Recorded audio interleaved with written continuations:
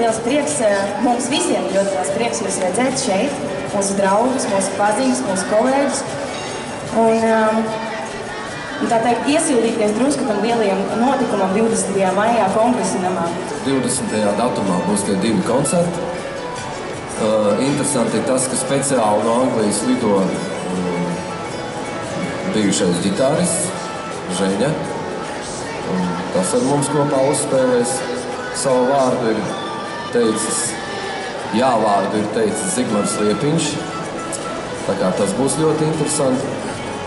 Būs, kā viesi būs grupa Cold. Un būs arī, protams, pats pirmais sastāvs pilnā sastāvā.